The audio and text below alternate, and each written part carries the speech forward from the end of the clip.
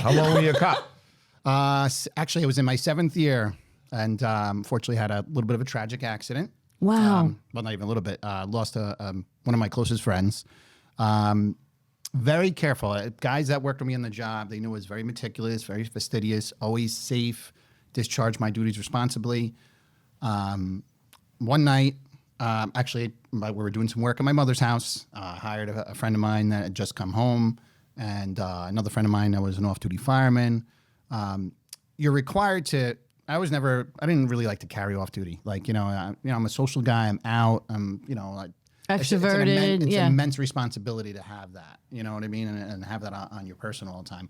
But we were required to be armed whenever we were in the confines of the town of Eastchester, which was where I was employed. I started as a cop in Mount Vernon, which was a wonderful career, actually. If you really want to be a cop. And you know what happened to me, ultimately, with the shooting, I left my firearm unattended for all of a matter of a few seconds in the vehicle, which it's never a good way to go, right? James.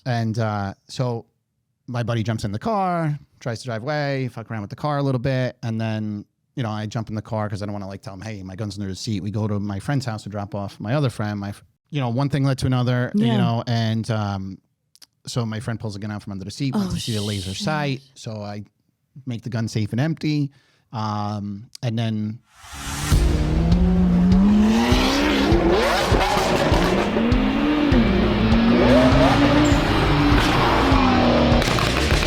I always think that Billy, of course, is like the Uncle Billy of the car world, and Roscoe's like everybody's cousin. Yeah, he's like cousin. He had a Habibi cousin. You know what I mean? Or the mayor. We're not sure where he falls into. But yeah, there's so many ways to do car culture that we were just let's hit the part where it's just trying to be this approachable car family. Yeah, we have a whole different myriad of things, and we just want to hang out and cruise and be together. That's what I love about it, and that's kind of like car sales was never really nobody ever says, I want to be a car salesman. You know what I mean? You kind of just landed it. My story has been all over the map and back, and it's you'd be surprised. I'm a humble guy, but people see me as an inspiration. I'm I'm not a lawyer. I'm not a doctor. Dude, I watched what you went through and how you bounced back. And, and that's how I kind of live life too. You just want to always have a smile on your face. So do you mind just walking us through that story? For the people who don't know, and you just interpret this any way you want, what brought you into car sales, what brought you to cars, why, I'll let you take it from there. So what got me into cars? I mean, I'm basically like a grease monkey. My grandfather owned a gas station in New Rochelle where we all grew up.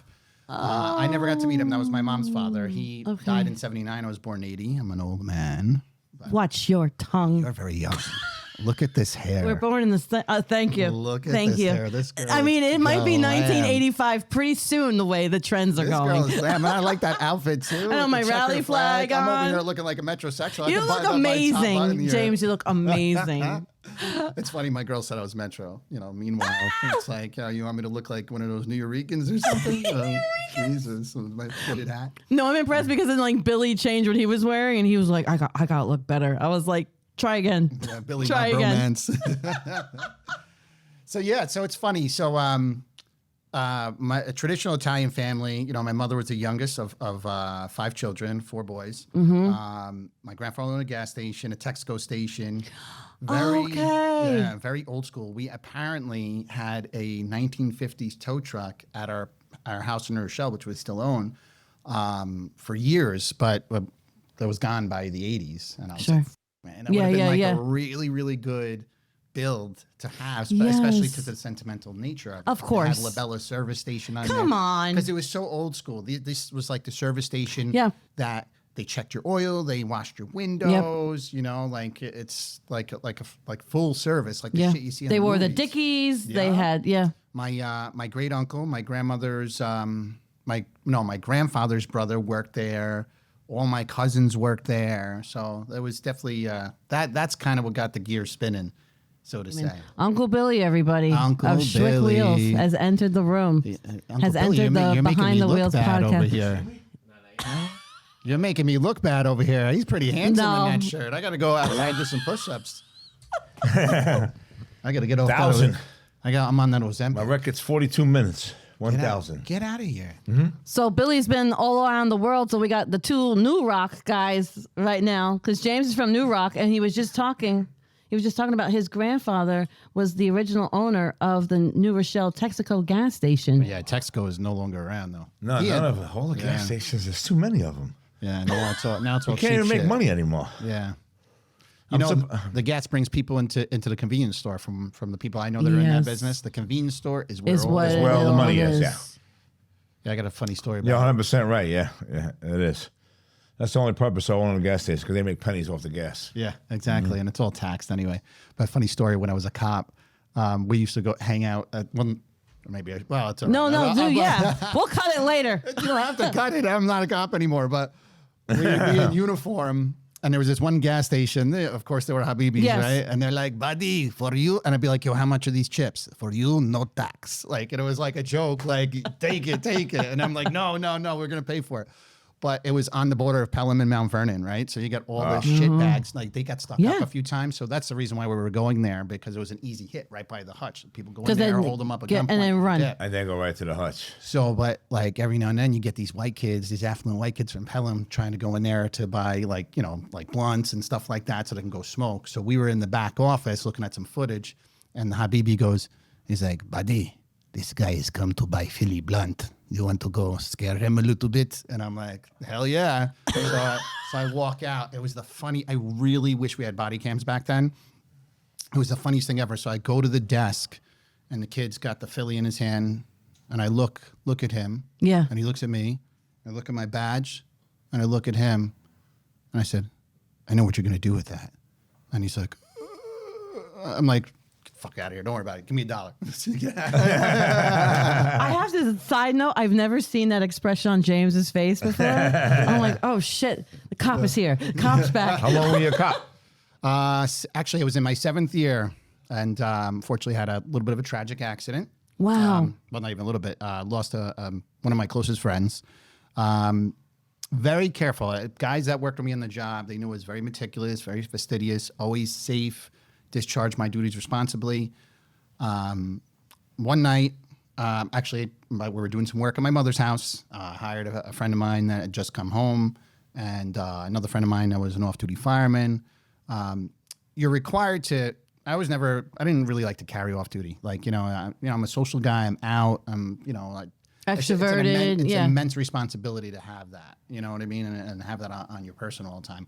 But we were required to be armed whenever we were in the confines of the town of Eastchester, which was where I was employed. I started as a cop in Mount Vernon, which was a wonderful career, actually. If you really want to be a cop, you could really because you see everything, you know everybody. Really my sister works there.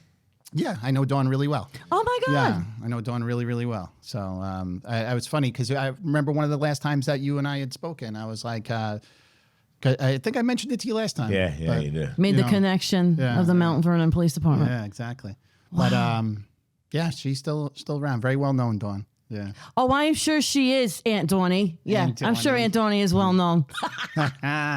But so anyway, you could really write your ticket there, no pun intended. Like, I did plainclothes. I was there for 5 years. I did plainclothes. I was in an undercover detail and like a robbery detail. Basically, they used me as, we were talking about rage bait before. Yeah. They used me as robbery bait. I was out there. That's hilarious. Trying to get stuck up, trying to. Did it ever happen? So robbery is an interesting crime, right? It's a crime of opportunity, right? It's not planned like a burglary or like a larceny of some sort. Oh, men being impulsive? Yeah. What are you talking about? Impulse is my middle name. Yeah, right? Well, actually, my father's very impulsive. I'm the one that's always like, Dad, you chill out, Dad. Chill out, and he's always trying to justify his purchases. Like, well, I got this sort of discount. But yeah, robbery is a crime of opportunity. So essentially, it has a deal. We did a lot of surveillance to try to figure out who were the ringleaders. We had a large like illegal population in Mount Vernon. So like Brazilians, other Hispanics. So the South Side guys were kind of just coming up into Hartley Park and just robbing them blind. These guys are walking around with 3,000-4,000 cash on them that they Western Union back to their countries. Boom, and they're all illegal, so they didn't want to report it. So we had actually the Janet DiFiore, the ADA at the time, who was an absolute sweetheart. In spite of everything that went on with me, always very polite, professional. We had a professional connection. And you know what happened to me ultimately with the shooting? I left my firearm unattended for all of a matter of a few seconds in the vehicle, which it's James. never a good way to go, right? You know, James. So my buddy jumps in the car, tries to drive away, fuck around with the car a little bit, and then you know I jump in the car because I don't want to like tell him, hey, my gun's under the seat. We go to my friend's house to drop off my other friend, and then I told my friend, his name was Billy. But, you know, not as nice as this Billy, you know. I know you're a little reckless there, Billy. So anyway. I don't know what Sharon told you. She lied. You know, one thing led to another, you know, and so my friend pulls a gun out from under the seat, wants to see the laser sight. So I make the gun safe and empty, and then give it to, well, again, which was a completely stupid thing to do, but give it to him so he could look at the sight. My other friend comes out, wants to see it too, like, oh, but he's standing outside the car. So I go to disassemble the handgun. I mean, you guys are pretty, knowledgeable of handguns, right? And a Glock, you guys are mandatory trigger pull to pull the slide off. Now there was no magazine, and I already did a visual and physical inspection of the handgun. Goes off in the car. I mean, we're in an SUV. I had a few Infinities at the time. You know, I was like kind of like the cool thing to do if you were Italian to have a G37 and FX45 and all this other shit. Yeah. So gun goes off. It's it's like an explosion, like a flashbang going off in the car. Of course. My friend Billy just dips. He's got a cast on his leg, so he was injured. So he was off duty, like he was on light duty, and he just dips. He walks from all the way from Nurse High School all the way down to my apartment, which was down by Larchmont, and then gets in his truck, which was there, and like walks over my friend basically dying in the driveway. Oh, and, I administered medical aid and all that. So went to trial. Obviously, I'm not trying to my friend is dead, so I don't care about being in trouble now. Right. Right. That's not like the generalized public perception of police work.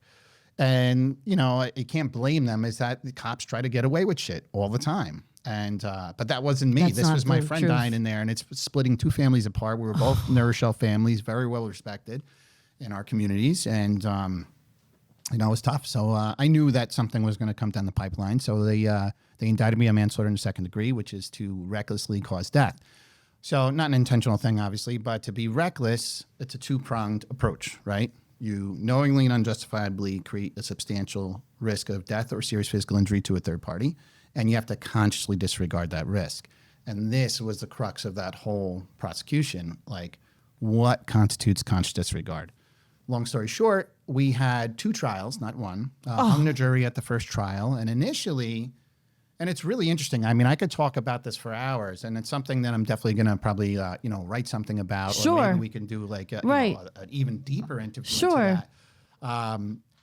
But the first jury, and there's a voir dire process where you interview the jurors and, try to select, it's first jury voted 9 to acquit because you get to poll the jurors at first. The initial deadlock that they hit, and they deadlocked after. So the rule of thumb is that when you're on trial, you can expect about a day of deliberation for each week of trial. If they come back with a verdict in the first day, you're guilty. Right. Guilty. But so they deliberated for a few days. They passed a note they were deadlocked. The judge put a little bit of pressure on them. You got to go back. You got to reconsider. Yeah. They asked for a reread of testimony. Yeah. Look at different evidence. Blah blah blah. So ultimately, a lot of the jurors ended up changing their mind, but still two held out to say, no, we can't vote guilty. This is not conscious disregard test. Yeah. But they sent a note. What is the definition of conscious disregard? There really is no penal law definition of it. That's where the jurors have to figure out what we call in Latin mens rea, my state of mind. Did I consciously disregard, or did I fail to perceive the risk? Now, if I fail to perceive that risk, I become criminally negligent.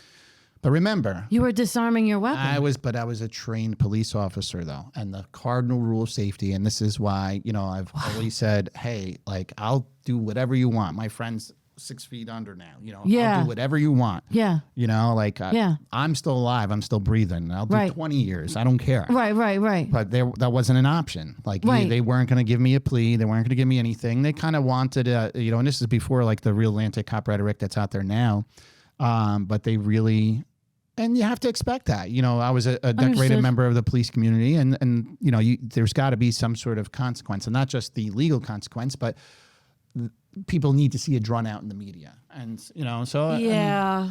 and so anyway, hung the jury at the first trial. Went to the second trial, two completely different juries, right? I think, you know, my attorneys kind of lost a little bit of steam on the second trial. This was just a very simple accident, and I'm by Horrifying saying accident. simple. I know what you're saying. I don't want to. You were disarming your weapon and it went off. I don't want to remove the seriousness. I don't think you're removing any of the seriousness. But again, like you know, it's a tragedy all around. So nothing is going to change going from one trial to the next. But ironically, completely different demographic on a jury. And it's tricky as a cop, right? You get the liberal juror where, like, you know, they're usually anti-cop, but they're kind of like pro-felon, right? Or you get the really conservative juror that will give a lot of respect to a cop, but, you know, like, be like, you know what? F this guy. Let's lock him up, you know? Yeah. These extremes, these yeah. polarities that either side is But kind you of had none of that. is You had dysfunctional. a great record. Yeah. So, but anyway, so I went to trial again, and they voted guilty at the second trial. Oh. Same thing, and it's two completely different juries, and they both had struggled with what the definition of conscious disregard was. But remember, and this is why I atone for my actions, regardless of it, because you mentioned like you were just field stripping your weapon, or it's accidental. Yeah. It was, but the cardinal rule of firearm safety: treat every firearm if it's loaded. Even if it's not loaded, you treat it as it's loaded. And clearly, having a gun out in a car is could be reckless on its face. But again, I had a significant amount of training. It wasn't like I was John Q. Shithead in the street. Right. I knew what I was doing. But it's just one of those things, and this is where something that I've learned to set boundaries, right? Like, and again, I could go into vast detail. You know, obviously this is supposed to be about cars, but you know, you guys want to learn a little bit about me. Of course. And you know, it's all out there, transcripts and everything. But I of course, this is my friend that's gone, you know, and mistakes were made, and those mistakes culminated and snowballed and got progressively worse. But it really gave me, you know, it's something that obviously it devastated me, not only financially at the time, but, you know, emotionally. Who cares about financially? You could always bounce back. But, you know, like the family was upset. Their family was upset with me. There was lawsuits. I mean, James, you know, we've like, known you for a couple of years now. Like, this is our first time going through the story with you, and like we know how loving and amazing you are, and like this just devastates us for you. Because like, absolutely, this is. I know it just absolutely tears you apart. Yeah, no, I had some tough times. I definitely did. You know, and it's funny because, you know, as a cop or not even as a cop, but when you associate with any group, you tend to kind of follow herd mentality. I think we kind of like see it with politics now. Sure. Regardless of logic, if they identify with something, they're just blindly follow that. It's right? like, yeah, it's kind that you call it herd mentality. I call it mob mentality. And then like I've always said this, like, I mean, you can look back to this thousands of years to like the Roman Empire and the Colosseum. Like when you get into those teams, you know, Yankees, Mets, Eagles, I'm a Giants. Yankee guy. I work for a We're Yankee. Yankees guys too. But you know, in the sense of like, hey, Big Mo, if you're watching. Yeah, that's right. I mean, they got cars too, but like, I could get you a ride in the Lambo. I didn't mean to make that segue, but I guess I did. Anthony Rodia too. We're gonna take you out for a ride. Oh my gosh. Where I mean, we really like. I want to hear about this thing about you creating boundaries, you know, and how that's moved you forward into the career you have now. But it's like we all have to like pay attention. Like, and we were just talking about it, like, you know, Ferrari versus Lambo. Like, everybody needs to start getting really careful with what camp you literally put your stakes in, because we're not talking football and sports, and we're talking humanity and exactly, and we're talking like humanity and family and country. Like, yeah.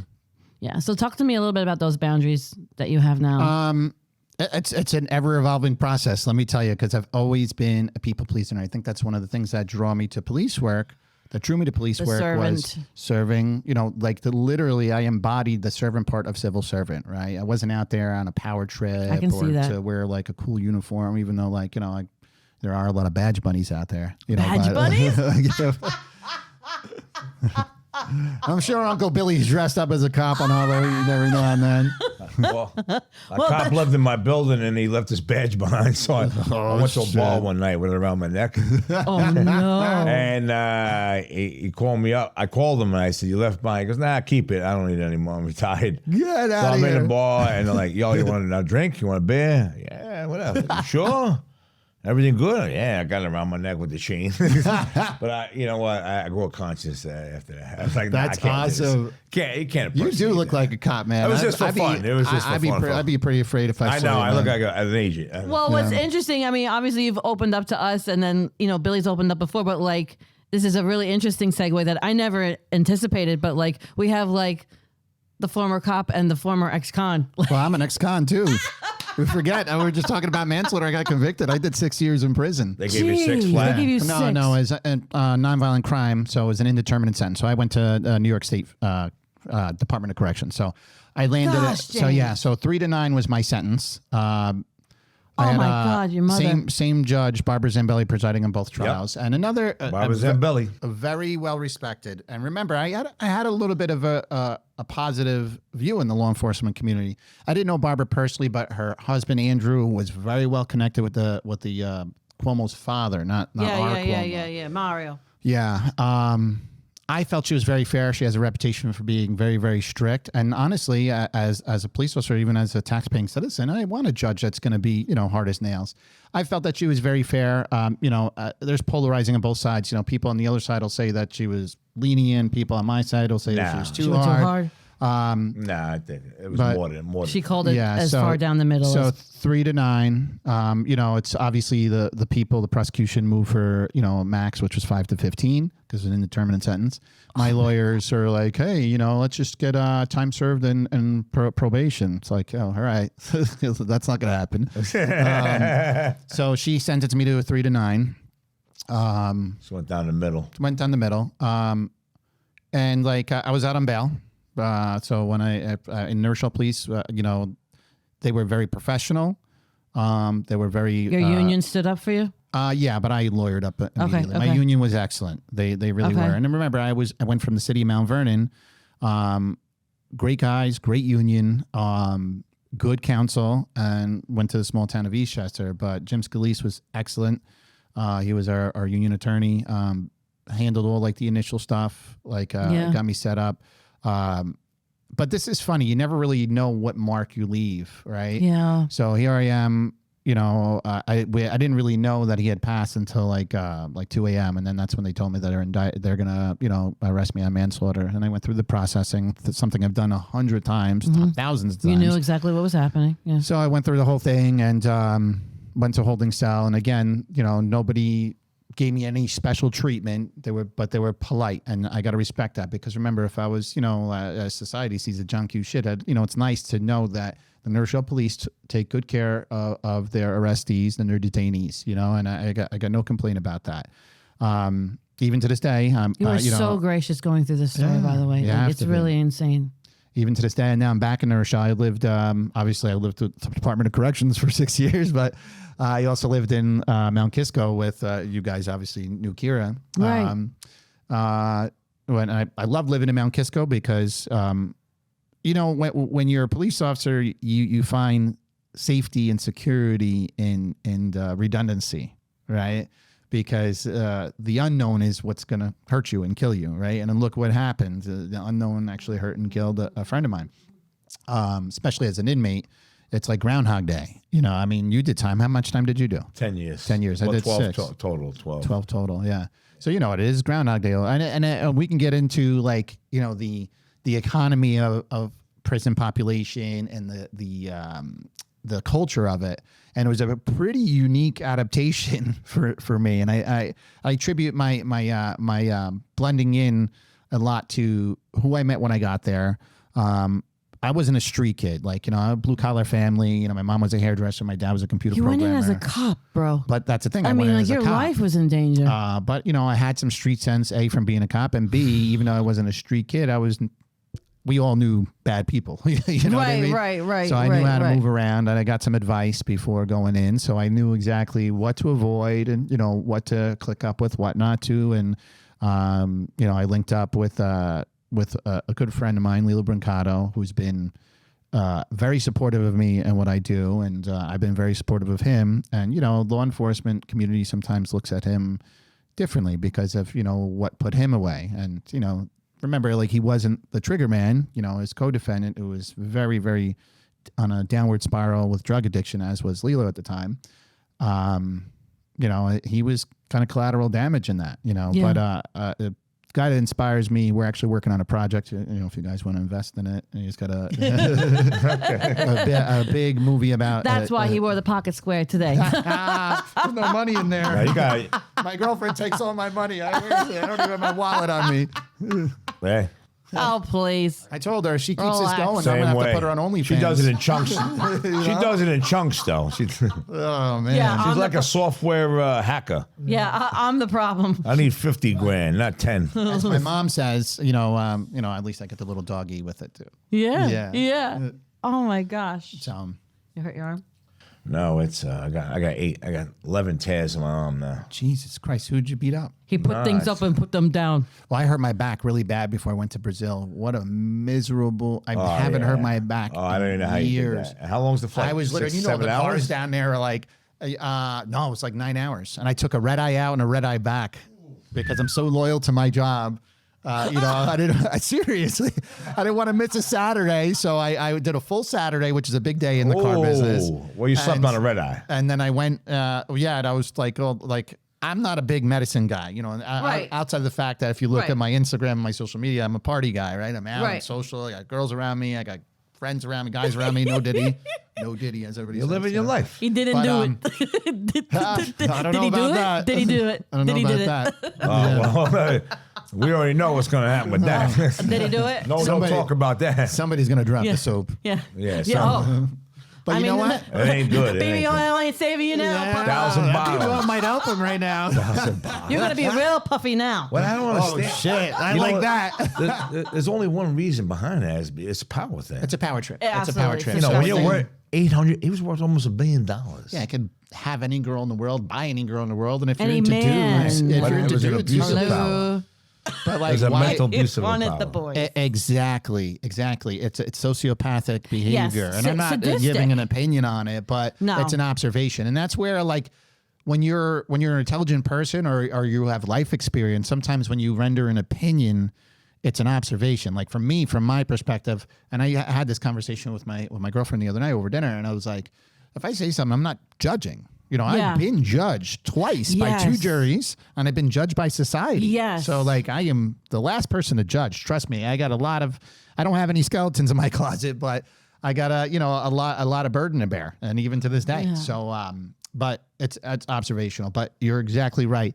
It's a sociopathic tendency. Like you have power in the music industry. You got any girl, any guy, whatever, any car you want. Access Yeah, to any- resources. It's a power galore. trip. All that wasn't enough. And trust me, I've been around the block more times than I like to count.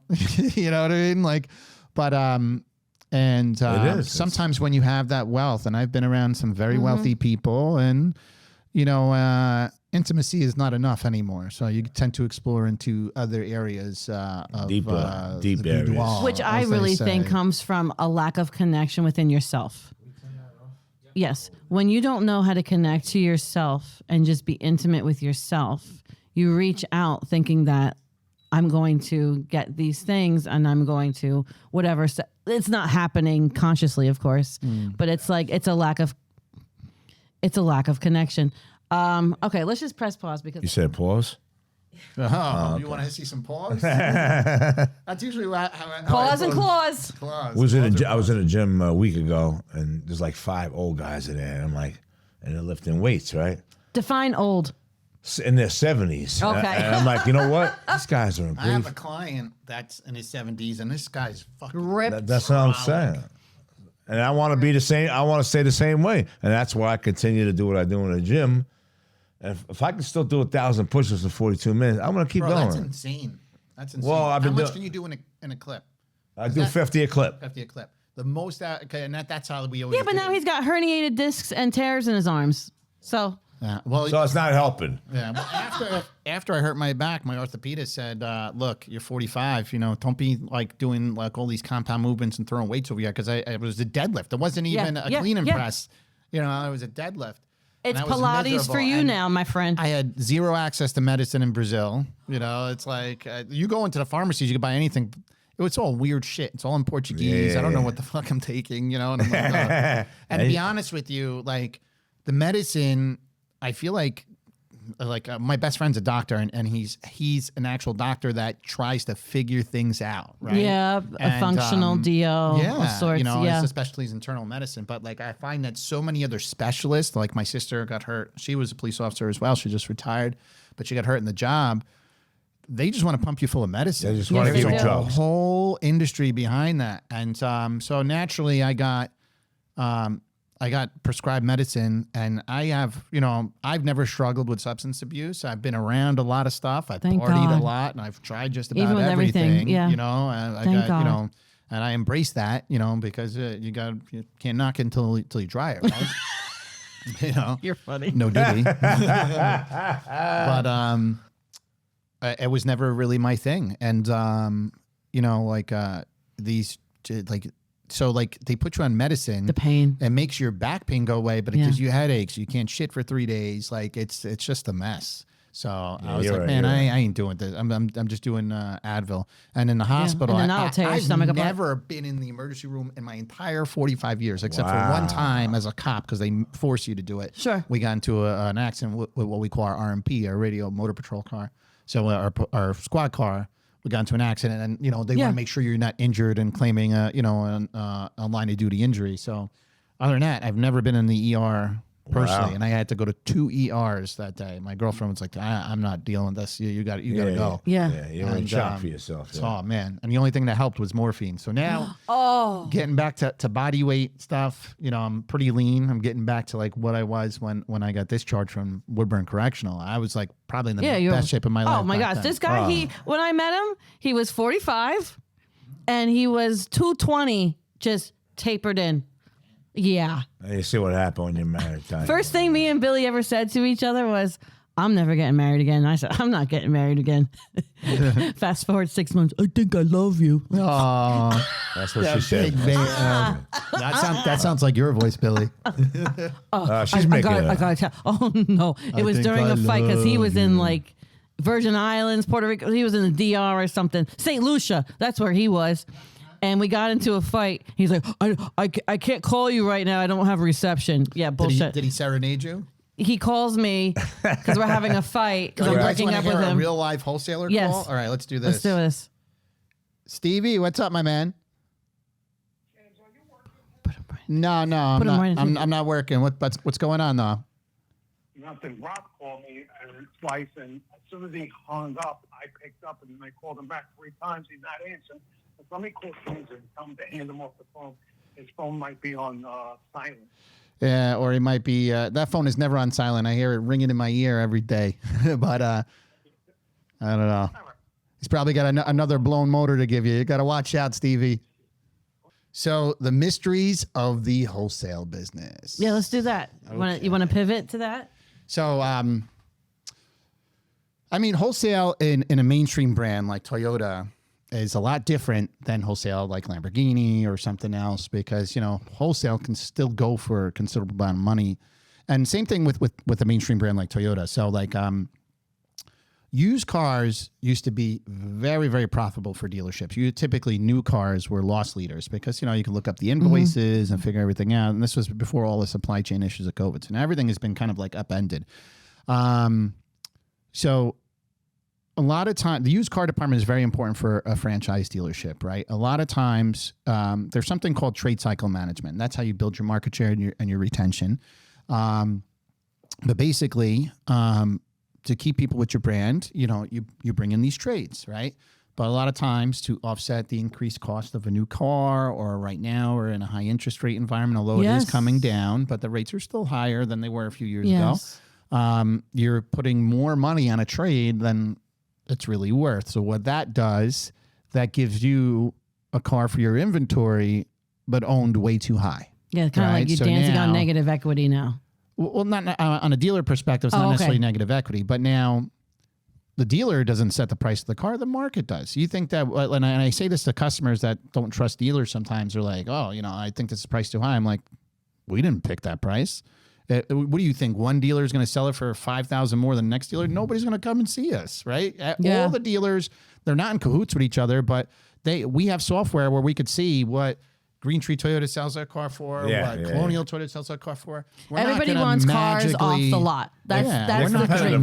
We're not going to magically make more money than the next guy. So it's very important when we're taking trades in to put the proper number in there. But again, a lot of times that trade is so valuable to the new car deal because without a proper amount of positive equity, because that's the issue. A lot of these customers that were buying cars 5 years ago, paying $5,000 over a sticker for a freaking Corolla. I mean, we're in the exotic car circles, right? So like it's normal to spend $25K over, $60K over, to get that spec, over, to get that year. But people are paying $5K over to get Corollas. But I'll tell you right now, Corollas are probably like the best car to buy. Used Corollas are selling for damn near their original MSRP. Still to this day. Toyota Corolla was the first car I ever had as my own leased vehicle, like in college. I have actually a really funny reel. We'll have to edit in that reel of me. I kind of, that guy Forrest Reviews on YouTube. He does all those shorts. So I did it like a Forrest Review style reel. I'm like, you could be your very own special Corolla SE, and it sounds like this. And it's like, ring, ring. Right. It was so corny. And so every car starts. And I was like, and I said, you can impress all your haters with a dual tip exhaust. That's so funny. And that's like, without going off on a tangent, we'll get back to the wholesale and everything. But that's the crux of my marketing. And I have to thank my job for doing that. They really, try to foster organic growth in Facebook, Instagram, LinkedIn. But it helped me embrace my personal brand, very self-deprecating. Because you still qualify as an independent contractor within? No, well, technically, when you look at sales, you are, in essence, your own businessman, right? Correct. If you manage your time incorrectly, you're not going to make any money. No, and if you don't make any money, it's not just you not making money, it's your manager not making money, it's your owner not making money, it's the partners not making money. Everybody comes down. Your finance department doesn't make money. So we are W-2 employees. I have a 401k. Oh, wow. Yeah, so I have a 401k. I have good benefits. That's a surprising thing. You would think like a sales job. It's Toyota. Like for people that don't sell cars, it's like, oh, I sell Lambos. It's like, all right, that's really cool. You get to go to car shows, take a dealer car, but realistically, you are just shoehorning your prospective audience to only people that are into Lambos, right? I mean, you're guys working for the brand. You don't get to be a brand. Yeah. You're working for the brand. Exactly. And you guys are big Lambo people. And if I remember on one of your podcasts, you're not a Ferrari guy. We have not dabbled in the Ferrari arts, no. I tried. So the closest thing I had to a Ferrari was a Maserati Gran Turismo, which actually was the Ferrari 4.7. It was the only cross-plane crank Ferrari V8 that they made. And that car was actually solid. They're beautiful cars. It's kind of like, you'd be surprised because Maseratis are like hood cars, like the Ghiblis and everything. But I got into it for a flip, actually. I wasn't planning on keeping it. A friend of mine that you guys might know, he's had a few exotics. This Asian kid, Greg, super cool. He's got a little performance company. And he's always buying and selling shit on Facebook. Yeah. And I saw the car and I just follow him. And I always like to, I believe in what he's up to. Social capital. That's like a big thing for me. Absolutely. To help somebody, even if it doesn't benefit me. And so many people always have their hand out, right? Like that's all they ever do. Hey, I just brought you a customer. Where's my money? You know what I mean? And like, yo, bro, we made $100 on that fucking deal. Like, whatever. You're welcome. $25. Yeah, it's like the guy from Goodfellas. I paid him $20 to go away. Remember the guy owes him money? Yeah. The guy was owing every time he saw him on the block, he ran away. Yeah. Like, I'll get you next week. There's like Stevie Wonder. I'll pay you when I see you. Pay when I see you. Oh, man. I'm going to have to hire you as muscle. There's a lot of guys that owe me money. Yeah. Because then I was like, you see me now? Oh, I scare I got a friend, Willie, who'll take care of that for you. Good. I'll give him a cut. But, it's funny because I've never been a guy to strike fear in people's hearts. I always try to bring people together, right? Yeah. But so this kid bought a car from me, bought one of my old cars, not a car from my dealer, but bought one of my old cars before I got the Supra, which is what I've been really well known for the past few years. That's also a car I market the most because I work for Toyota. So I never really marketed my Maserati or anything. And like I got this Land Rover now. I've been having fun with it. Is that a Defender out there? Yeah, it's actually pretty it's fun. Beastie. I like it. Yeah, well, I like a beastie This is just Defender. temporary. I That's all right. had a Wrangler for a little bit. So I've been trying to get more into the truck stuff, off-roading and stuff. That Hennessy that you got, bro. Sick, right? Sick. I'll have you take that out when we're horsepower. done. Yeah. It's getting makeover. Good. Is it? Are you getting a makeover? What do you mean it's getting in a makeover? Surprise. Oh, Uh-oh. there's been like surprise after Sounds like surprise a on this episode. $30,000 bill there. Yeah, yeah, because let's rewind the tape. Sharon's the one who spends my money. No, you're the one. You're the one. Well, you agree to it when I say that. It's not really I agree to it. So it's it needs a few. Well, I always wanted to change the interior to like a faux red alligator skin because I want to change the TRX into an actual dinosaur. That would be awesome. Abushi Roscoe did the nitrous purge out the hood. Wow. Yeah. I of found the TRX. a little shop. Somebody told me about the shop in Jersey, so I said, let me go out there. So he's the one who put the purple Hellcat on my seat, and I like the way he did the stitching. So something told me, go see this guy. Yeah. Everybody's like, no, you got to go to my guy here. You know how it Yeah. Yeah, use Paul my Rudd, guy. he's got Use my guy everybody. for my So- $20. So I Yeah, drive right. out to Jersey, right? An hour and 20 minutes, and it's on a little side street, a little garage. And I go inside, and it's a mother, a son, and a father. And the father's doing the chairs and the couches, and the son says, I'm going to walk you through the things. He goes, yeah, we're the guys who did the thing. And I said, well, I want to redo my Demon. I want to match it to the outside of the car. I want black suede. I want green leather. They were talking about the TRX. No, just let me finish. So I said, can you do that for me? Yeah. And he goes, let me get back to you. So he goes to he leaves his shop, he calls me that day, and he goes to the other side of Jersey, an hour and a half away. Jesus. And the guy goes, yeah, I can match the Demon color, don't worry about it. We go to pick up the car the other day, and we're still not done, and I couldn't believe this guy hand-stitched. It's beautiful embroidery work. I'll give you He that. did it all from scratch. And he goes, you're missing a few things. And I'm sitting there, I'm like, oh shit, I forgot to do the carpets on the floor. I forgot to do the seat belts. Yeah. So I called him up and he goes, nah, don't worry about it. The father gets on the phone and barely speaks English. He goes, Bill, thanks for giving us the work. He goes, I'll take care of your seat belts for you and get everything done for you. Come back in a week. So the work he did, it's a little tiny shop in the middle of nowhere. That's so we got to give them best. It's like- respect and give them. It's fun like the mom and pop restaurants. It's always Yeah. like the little holes in the wall. That's the beauty of handmade goods. It's like it adds a little layer. And when you're doing stuff like that, you're not necessarily doing it for an investment. When you customize things, we're all car people.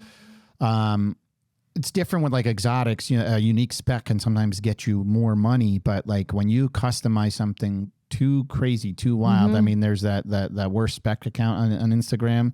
You're going to kill your value, but there's some sort of emotional connection to that, and something that's hand stitched. You're giving your money to somebody. Oh, that's probably. No, that's okay. Oh, well, guess what? It's a customer, and she's finally 18 minutes away. His girlfriend's Those pastries are going to be melted. Hopefully, she doesn't have the top down on the car. Because this fucking half the powdered sugar is probably going to be all over the Route 6. That's so funny. Yeah. No, I bought a little Audi for her. Oh, great. Yeah, it's fun. But, the rule is if an Audi's not leaking oil, it's not running. Right. I've already put, it's a little 2.0. I mean, it's a fast it really little car. freaks me out that Volkswagen owns Lambo now. Like, it really freaks me out. No, But, listen, I'm not. German engineering. Yeah, but it's. I think it was a bold move, and you know what? They're the biggest in the world now. Yeah, I don't know. they I'm are. having Toyota's Audi second parts to on my them in Lambo. size. It's Yeah. really hard for me to. Toyota makes great cars, man. Yeah. Oh, Toyota. Listen, I had Toyotas. Real quickly, did you know the guy that had 1 million miles on his Toyota? I He turned seen in and him. they gave him a brand new one for Yeah. free. Yeah, 'Cause exactly. they wanted the car to take it apart. Yep. They wanted it. Yeah, they 1 million wanted miles. It was a Tacoma, actually. I Yes. think. Yeah. They wanted the car to inspect it and see what the hell. Toyota's been really. There was actually a little meme on Instagram where people were messaging the Toyota account like, "Toyota, I love you," and Yeah. and then the Toyota account would message them back. We love you too. Yeah. They're really a brand for the people, and it's funny. Absolutely. To kind of wrap up what I was getting into before, you work for an exotic brand. It's like, yeah, I sell Audis. Yeah, I sell. Audi isn't far from exotic, but Porsche, Lambo, Ferrari. So yeah, I could look like really bougie with my tailored suit. But I prefer to do that at Toyota Yeah. You know what I mean? Because when you walk into a Toyota store, first of all, my owners, my manager, Liam, Kenny, and his partner, Mariano. Everybody knows Mariano Rivera. Mariano Rivera, my boy, Rob Sandman. Scaleri, G-Fella. They really put together a good store over there. Like you walk into our store, it's a marquee store. They spend a lot of money in the building on the renovations, and you feel good. And you know, when I go in there, you know, you want to like. When you go to a restaurant, it's nice when the waiters are clean. They don't have shit all over their shirt, and you know everything's tucked in. It looks professional, clean shaven. We just started allowing beards after COVID, but you know, clean shaven, neat. I mean, that's the Yankee way. That's pinstripe pride, baby. Exactly. So, you know, you got to take pride in what you do, and the beauty of working for a mainstream brand like Toyota, it's all encompassing, right? Even if you're into exotic and luxury cars, you always know somebody that needs a Toyota, right? It's one of the best built cars in the world, highest resale value. So it's a really good brand to work for. It's a complicated brand to work for because there's a lot of different products. You know, I talk to people in other franchise stores, you know, BMW. Like if you're a BMW franchise owner, like there's so much help. I feel like Toyota doesn't really help our owners that much, but they do because... You know, because of the investments they're doing, we're getting more allocations and everything. But I mean, you only have to look at an LFA and realize how rare and hard those are and how expensive those are. Like when they go in to go do something, they do it right. Yeah. Toyota. And for instance, I've been giving a lot of hate on the whole hybrid game. And my argument has always been, I was like, no one has figured it out besides Toyota Lexus. Yep. The only hybrid I would ever buy would be from Toyota Lexus, even though we've done other things. Which would be nice if Toyota Lexus did a hybrid supercar, because the LFA, I think they could do it. I mean, look how they did the LFA, but their engineers are so anal. That car took 10 years of R&D. By the time it came out, it was already 10 years old. You know, like, and you're going to spend, I think the original MSRP was like 3 something. They're going for what now? Like 7 something. That literally doubled in price. Because we looked at one. But like for $300,000, like you could buy a lot of cars. You know what I mean? A lot of different makes and models. You know, like, but if you really want a car that's for the people, like an LFA, when you pull up to a Cars and Coffee or a rally with an LFA, you know, like people. They're like, you're the big kid. Damn. You're the cool kid. You pull up in the STO, you pull up in the Evo. It's fun. Some people be like, of course, it's a Lambo. It's fun. But some people will be like, yo, that's fucking nice. Other people be like, fuck that dick. You know what I mean? It's like, just another STO. And then like Ferrari guys be like, my New Balance is a little bit too tight. I can't be here anymore. I can't be here anymore. My caviar is melting in my car. No offense to my friend Andrew. My car is depreciating, seeing the Huracan across the parking lot. I have sticky buttons everywhere. I have sticky buttons. Including my pantalones. You can come back every day. Anybody? I will. Don't invite me. I see this is a big house. You have your own bathroom and I'll pay rent. Bedroom. That's so funny. I don't even wash the cars in my underwear. Oh my gosh. That'd be some good content, huh, Sean? That He's like, no, Billy, don't do it. Sean don't care. He'll film it. Hey, I got to get an exotic car. I need an OnlyFans. I need some sort of money other than Toyota. You know? So, what is the path then to like Cars, Toyota, getting to sales, getting to Rivera? Like, talk us through that real quick. Yeah, exactly. Because we've been kind of bouncing around a little bit. Sorry about that. No, it's all right. No, we're having fun, and it's very organic. That's the whole point, and that's what's the beauty of. So for all the viewers, you guys are what awesome. You see is what we get. No, and I said that before we even got on screen. It's like out of all the people, I met a lot of people, and like the closest thing I had to an exotic was that Maserati, and my Supra is a very nice build, so it does attract a lot of people. It's all encompassing. That's a great car to go with, and we'll touch on that in a little bit. But you guys are seriously, and I'm not just saying that because I'm sitting here at the table with you, but like out of all the people I met, like real, no bullshit. Like even when I was going through my shit, you were like, man, fuck him and fuck her too. You know what I mean? Like, so you actually have a real vibe, and I love to see people like you getting into new projects. Seeing success from you guys, and you inspire others, and that's one of the things that I get from a lot of people, like, yo, your story inspires me. And like I always said, like I said downstairs in the kitchen, I'm like, I'm not a doctor or a lawyer. I sell Toyotas. I'm going over the features on a Corolla on a Saturday afternoon while everybody else is cruising on rallies. You know what I mean? Yeah. But you never know who you can inspire, right? But the transition into car sales. So again, nobody ever says, I want to be a car salesman one day. You know, like especially used car salesman, you always have that persona of like, you know, being cheesy. That's why you don't. But you can make a good salary. Yeah. No, you do well with it. You really do well with it. And it's if not you're just, good at what you should do. And it's not just like a lot of people have this perception of car dealers as, you know, stealing from people and doing things. The sleazy salesman. Yeah. But it's really not like that. It's really, like I said before, trade cycle management, you know, positioning your customer for success. The people, honestly, the markup in the car is not what you think it is, right? Like people assume like, oh, this car is $45,000. I just sold a used 4Runner to a good friend of mine, my old Super. And he's like, you know, and I was like, you know, you'd be surprised how little we're going to make on this car. We perfect our inventory. We want to make sure we're selling you a good car. We don't want a boomerang that's going to come right back. Right. You know, we adhere to every 160 points of the certification process. You want the returning customer. Yeah. Yeah. And then like people assume, oh, you probably made like $10,000. No, I mean, like, believe me, I'd be having an STO myself. Yeah, if that was the case. Every deal. So again, to be profitable in this business, it's a lot of moving parts, making sure you're getting good interest rates for your customers, positioning themselves to buy, you know, after sale products that are gonna be a benefit for them. You never want to sell somebody something they don't need, because then they're always gonna feel like, oh, you know what? This guy crammed this down my throat and said I had to get this. And then you get a bad review. You get one bad review, it brings down all the positivity of your good reviews, right? But again, everything is about positioning. You know, having your cars out front, people see them, they're clean, they're presentable. Interviewing your customers. I always say, when you have a good product, you don't need to sell shit, right? Yes. You know, you're a consultant. Like when you go into a restaurant, the waiter's not paying the rent at the restaurant. The waiter's not cooking the food, but the waiter is the communicator. He's customer facing. He's consumer facing. So when you have a nice waiter, he makes your experience that much better. You could be at the finest steakhouse in the fucking world, and if the waiter's a dick, you're not going to go back. So when somebody knows the menu and knows this and knows that and asks you what you like, are you a vodka guy? Are you a bourbon person? You know, like, and they direct you. That's what you really have to do when you're selling cars. You got to be more of a director and say, tell me a little bit more. So we have a questionnaire that we like to sit with people down. And this is some of our new sales guys. And I train them from time to time.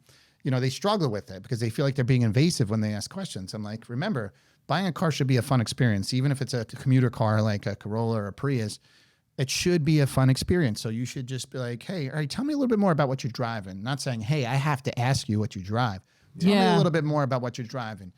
Oh, it's a 2008 RAV4 with 237,000 miles. Now, if they're looking at, you know, a Land Cruiser with a $74,000 MSRP, you gotta kind of manage their expectations a little bit. All right, you're not gonna have a $200 payment on this. You know what I mean? Right. And you have to deliver that without sounding like an a-hole, like an asshole. Yeah.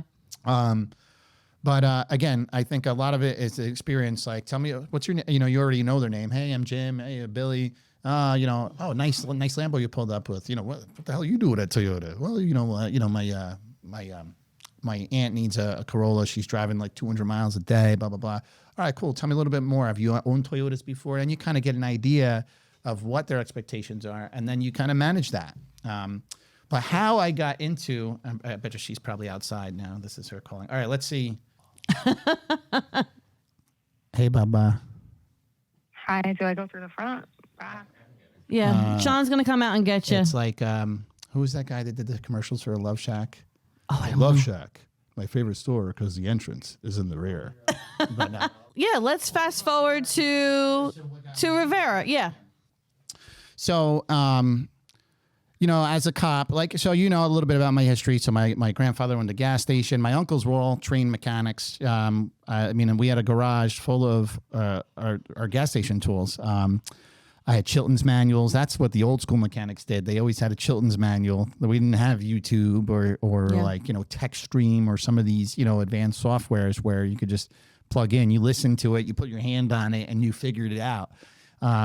So I always grew up fixing my own car. I never really had a new car. Like, it's funny, I was already a few years as a cop by the time I decided to finally get a new car. So I was 25 years old when I got my first new car. All the other cars before then were just like, you know, like junkers or jalopies or hoopties, as people call them. But always worked on them myself. In college, I waited tables, you know, and, you know, my mother was a local business owner, and I always like I really probably should have gotten into politics, but I always liked serving people. Yeah. And I met the chief of police at the time in Mount Vernon, and he was one of my big customers and friendly with the owners too. And I was dating the owner's daughter at the time. And It's mommy. Baby. So we had, he was saying, you would be a really, really good cop. You're very knowledgeable of things and you have a good persona. You would do really well. So I got into police work because of that. And even as a cop, welcome, you've got mail. So even as a cop, I always had, I was always into cars. So I always had a nice car. And so I was always the guy on the job that knew like the vehicle and traffic law sections that, we had literally the worst running police fleet in probably in New York State. So like I would have police cars that would die on the way to a call. Come on. Yeah. I remember I was working Sector Adam and the car was 101, right? It was a 2001 Crown Victoria and it was notorious having a bad ground in that car, right? And you got a lot of electronics that are running off of these cars. And that car, the letters actually peeled off. So it said Olease on the side. Oh my God. And then it's crazy. And I remember I was going to a hot call, had lights and sirens, and I go to take a turn kind of hard. And I must have shifted the battery under the hood, the 12-volt battery. And I was like, boo! And it just died right in the street. And all the scals are on the corner like, oh, shit. How embarrassing for so the I department. get out of the car and I'm like, fuck you. I open up the hood. I jiggle because I knew that car had a bad ground. And you know how you can tell you have a bad ground? The negative terminal is hot. Hot. Yeah. So I wiggle the terminal. All of a sudden, everything goes back on and I get in the car and and I finally make it to my call. So fast forward, I go through all my stuff. And so I bounced around a little bit. I got into fence building. My cousin was good at building fences. We were looking into like starting our own contracting company. I worked for my friend's body shop a little bit because I always worked on my own cars. And that was very important because that got me out of the house. Like he really didn't need me there. And at the time, he really didn't need the money. But he got me out of the house and out of my own head after the shooting. So I had a friend that I grew up with, another New Rochelle guy, a little bit older than me. He always worked for Toyota as a parts manager. So he's the one that said, dude, come and see me, man. I think you're really going to like this, and I think it'll be good for you. And this was before I went away to prison. So that was 2010. Wow. Right? I had a all blacked out G37. I had the FX truck at the time too. And so I get dressed up. I go up. It was a dealership owned by an Albanian guy, Leon, great guy. They were very supportive of me going through all trial stuff. So that's how I landed in cars. And then I'll transition into how I got into Rivera. But it's funny. I remember when I first when I first started selling cars, it was a very old school style dealership. Like the shit, the salesman would be standing out in front like a furniture store. Yes. Like waiting for somebody to come in. So look what we have today. Wheels lowered, exhaust. That was a 6-speed manual. I had all blacked out, murdered out. You know what I mean? Yes. Body kit. So I pull up, and all the salesmen are and they're all like foreign, Lithuanian, Albanian. Like they're all come around the car, and they all surround me. And I'm like, hi, I'm here to see Hastrit, which was the manager, who was still a very good friend. And they all just dipped. They all turned and walked away. And I'm like, the fuck? Because I wasn't interested in buying a car. They didn't give a fuck. And they saw me as competition. And the relationship was over. And then I come in, and it's like, fuck those guys. You're going to outsell them tomorrow. Yes. And that's how I got into it. And we had a lot of fun. That was when, cars were going below invoice and, used cars were definitely more money back then. Like there was more profit in a used car. Cars were going below invoice and it was tough. But I was going in and out of trial during those times. And they were very supportive with time off and everything. And ultimately when I got convicted, they were all very supportive. They came and visited me. I went away, did my time, 6 years, came back. And so Mariano's partner, Kenny Hicks, I've known for years. Wow. Very well-respected guy in New Rochelle. And Mariano lived in New Rochelle for a little bit too.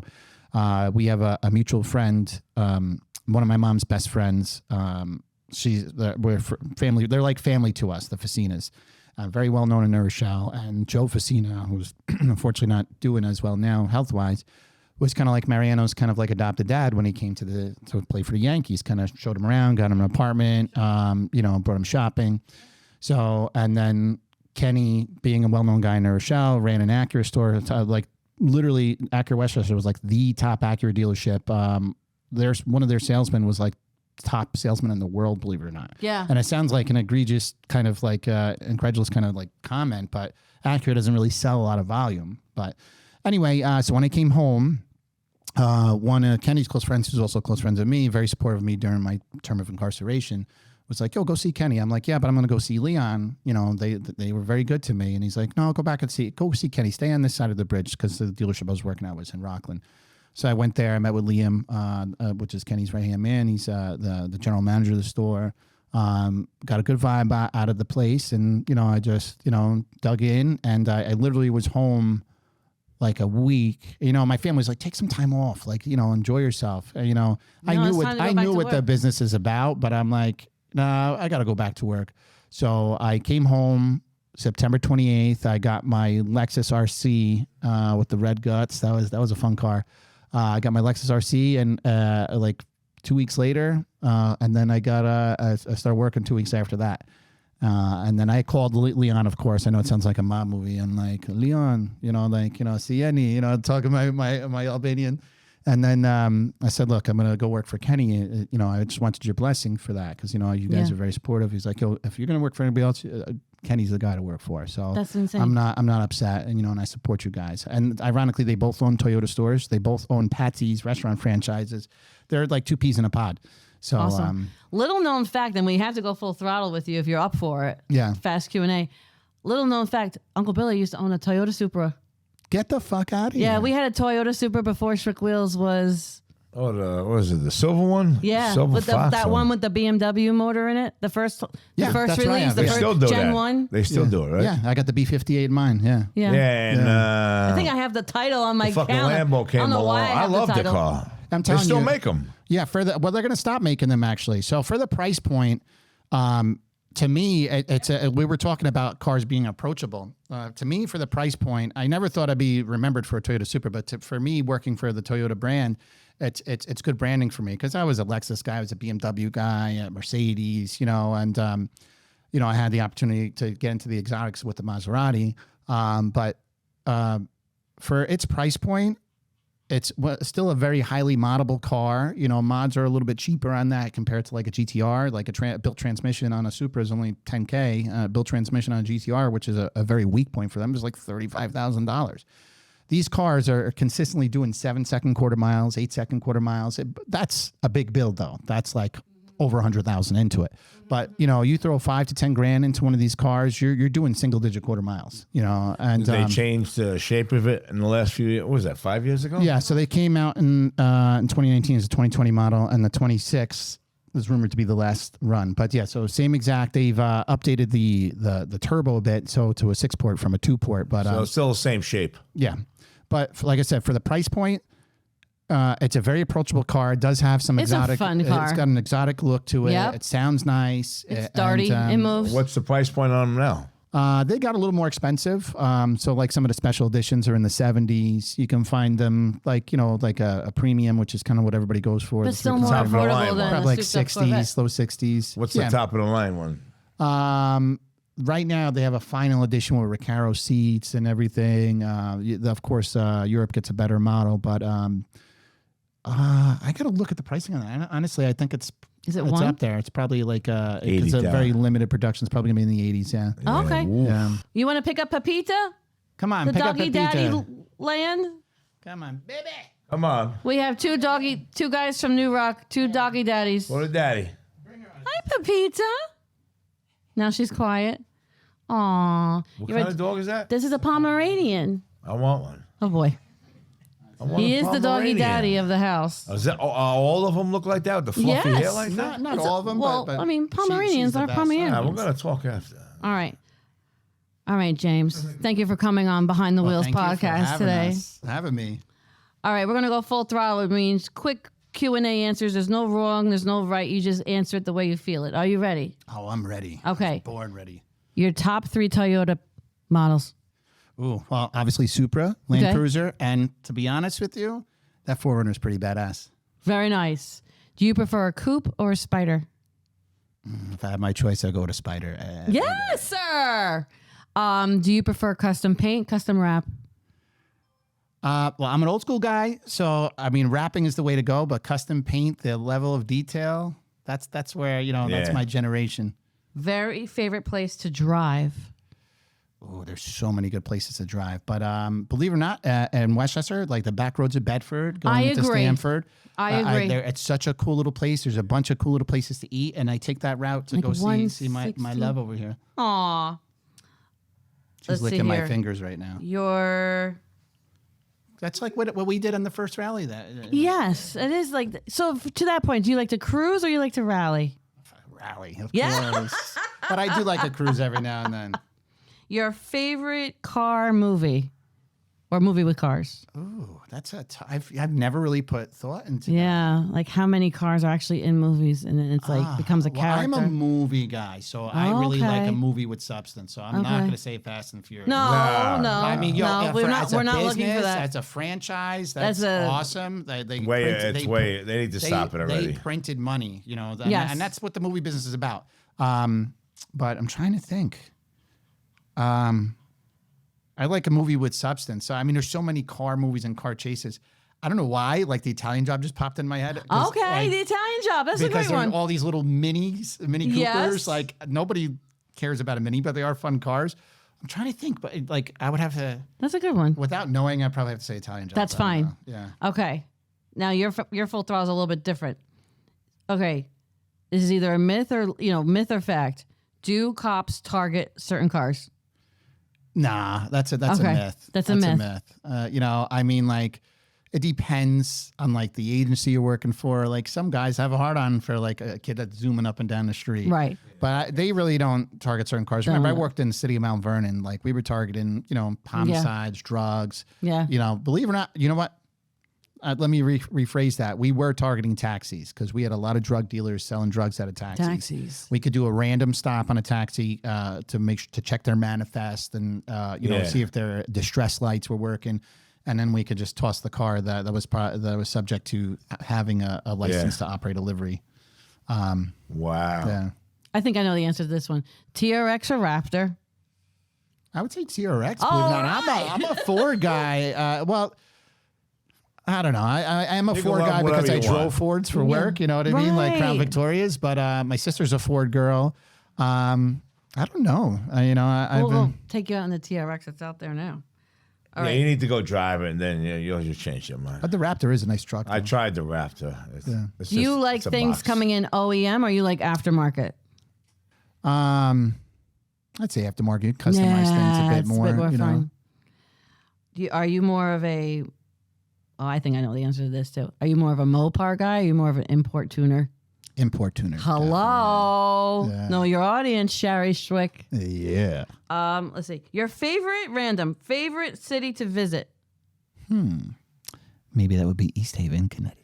Well, that's my current favorite city to visit. Oh, I love that. Actually, the New Haven, it's actually we're going to plan a little cigar rally up to the Owl Lounge. Oh, so yeah, if you guys want to do that, I would love to get a heads up on that. Just a little like we do it with friends. We went to a winery for her birthday last fall. We got like 8 cars, a few exotics, and nothing for profit. Just a bunch of people getting together. I get to drive this time. And I bought the breakfast. So. Do you like stick shift or paddles? I was always a stick guy for years. My first car was a manual transmission. And you know what? I agree with the save the manual stuff, but there's a lot of like people like, oh, nice super automatic. I'm like, you will never be able to shift as fast as my fucking hands can. Go. I'm telling you, paddles are a whole different vibe. Yeah. Like in the beginning, I was like, dude, I got to roll gears, but I'm telling you, when you guys got these Lambos, a dual clutch, even like the Aventador with the single clutch, and you just feel a grab, and you just feel those shifts pop off. Yeah. And I have a torque converter automatic. I mean, I have a tuned transmission. I've got like a stage 3 tune on the transmission, bumped line pressure and everything. Even on a torque converter, I'm telling you, that ZF transmission, like the shifts just go off, and you downshift. It's got the throttle blip, the rev matching. You got the fucking backfires, paddle shifters all the way. Awesome. And your final question is your ultimate one-time dream car. Wow, that's kind of tough. Yeah, that is a tough. You know why it's a tough question? Because as car people, we have an appreciation for so many things. Everything. I should be like really dorky and say a DeLorean, but no, I was not going to say that. That's a pretty interesting company, by the way. You know what? I think with my personal brand that I've built, you know, I've been looking at R8s. I've been looking at getting into some stuff. But you know what? Honestly, I think right now, because I'm not saying like a dream car, but like something, to me, a dream car is something that's attainable for me. And I would say probably a Huracan, you know. Oh, cool. Yeah, Huracan Spider or something. So something that I could, or maybe like I drove a 720 for like a week. One of my good friends, he's got a ton of different cars. And I mean, he lets literally his I could see you with your Spider lifestyle that you want. I could see you in a Lamborghini Huracan Performante Spider. Yeah, that is with some 1016 stuff on there. Yes. But, you know, honestly, McLaren builds a good car, not really good with electronics. But like I said, I had a 720 for a little while. Mantis Green. It was a Spider. I'm telling you, outside of the fact I was at the gas station every other day and there was a pump tune on there, it was a fucking visceral car. You know, 570 is very affordable, so that might be my next car, you know. Yeah. But I don't know. That's it. Well, James Pileggi, thank you so much for coming in at Rivera Toyota. Tell everybody where they can find you online and in person. That's it. Let's Go Jimbo on Instagram, Facebook, James Pileggi. You know, I'm on LinkedIn, James Ward Pileggi, probably my middle name, Ward. He has everything from the Gen Xers to the Gen Ys. That's it. You know, you gotta, I have fun with it. If you see any of my content, it's fun, it's light, it's funny, you know, it's self-deprecating. And, you know, we got cars for everybody. And maybe you'll get to see Pepita in person. I have a stamp that I put on every buyer's order, a Pepita stamp. I'm like, all right, Pepita approved. Show everybody your driver's license, Pepita. Can you get the camera? The shit, I think we left the leash we'll downstairs. Get it. That's all right. We'll get it. This has been She's got a driver's license. Yeah, Pepita has a Connecticut driver's license. We'll have to get a picture of it. I'm Sherry Schwick. This was Uncle Billy. We went behind the wheels of Schwick Wheels on the podcast with James Pileggi. Thank you so much for coming in. We'll see you on the road. Follow, like, subscribe, and comment to this. Ride together, stay together, live forever. Uncle Billy. And we're going to end the podcast going forward with a word of the day or words of wisdom. That's right. Okay. Yes, I can't wait to hear this. So, what you are today is the result of what you did yesterday. What you become tomorrow is a result of what you did today. Stay focused.